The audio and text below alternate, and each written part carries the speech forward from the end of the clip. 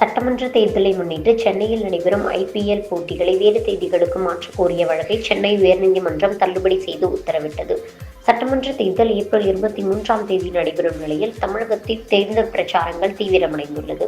இந்நிலையில் April 11 Chennai Chepauk cricket மைதானத்தில் Chennai super Kings அணி கலந்து கொள்ளும் போட்டி நடத்த திட்டமிட்டுள்ளது.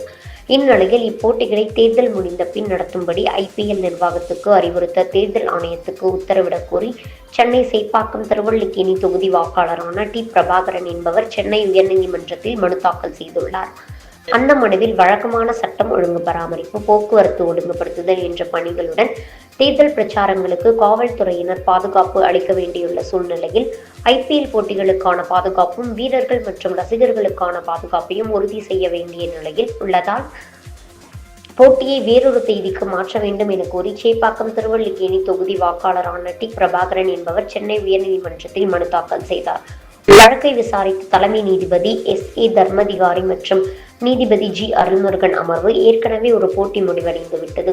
அப்போது எந்த விதிமீறலும் நடைபெறவில்லை என்பதனால் யூகத்தின் அடிப்படையிலும் அச்சத்தின் அடிப்படையிலும் தாக்கல் செய்யப்பட்டுள்ள இந்த வழக்கை ஏற்க இயலாது என கூறி மனுதாரரின் வழக்கை தள்ளுபடி செய்து உத்தரவிட்டனர். ஐபிஎல் போட்டிகளை மாற்றக் கோரி வழக்கு சென்னை உயர்நீதிமன்றம் தள்ளுபடி.